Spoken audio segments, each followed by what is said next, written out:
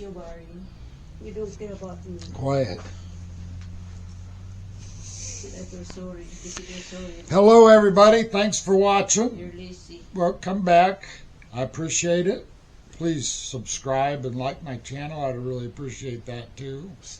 And today I want to talk about a topic that's been going on a while. That's Medicare. Specifically the Medicare Part D programs. The Advantage plans. And there's some major issues that people aren't being told about the Medicare Advantage plans. Here in Battle Creek at our local hospital, for years now, they've been slowly not allowing certain Medicare Part D plans from certain companies. And it's slowly building up here. And now some of the bigger hospitals have put out, like the Mayo Clinic in Minneapolis and Johns Hopkins and MD Anderson down in Texas, and a bunch of other of the premier research hospitals across the country will no longer accept Medicare Advantage plans. They're dropping out of the in-network systems, so they won't take Advantage plans.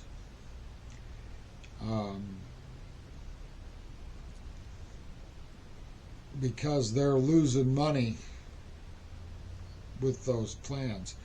They will accept standard Medicare, Part A, Part B plans and their supplements to go with it. But slowly but surely, the major clinics and hospitals are doing away with Part D plans. If you have it, they just won't take you as a patient. So the government has us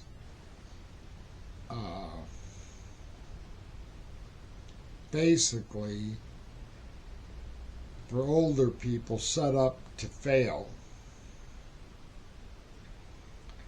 And so people are going to have to try to get off of these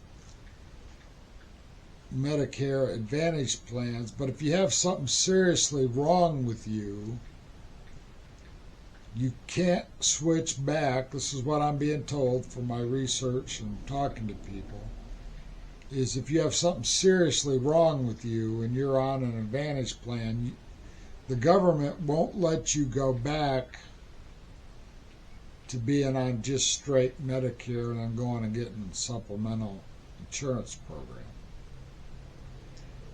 So for a lot of people, once you go on a Medicare Advantage plan, you have to stay on a Medicare Advantage plan. You can switch companies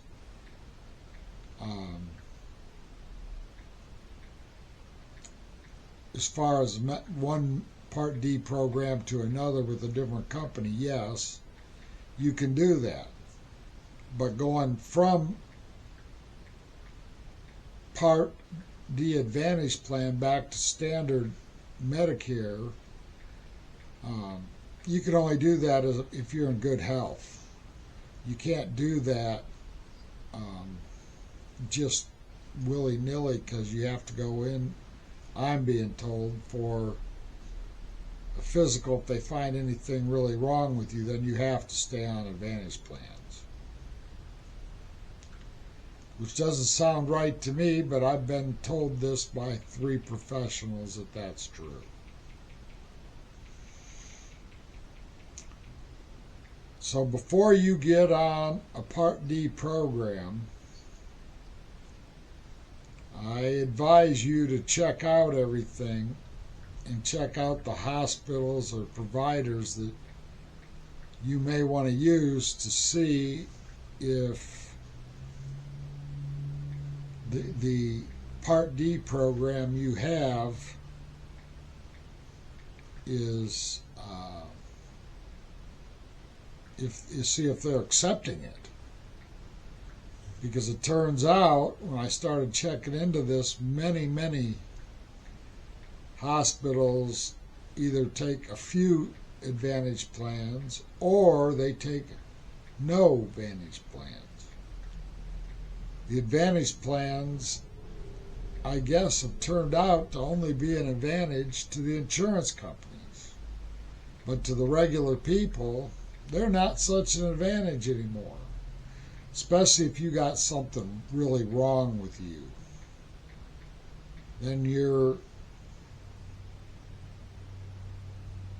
not at an advantage, you're at a distinct disadvantage.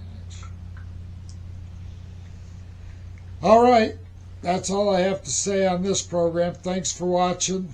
Take care. See you in the next one.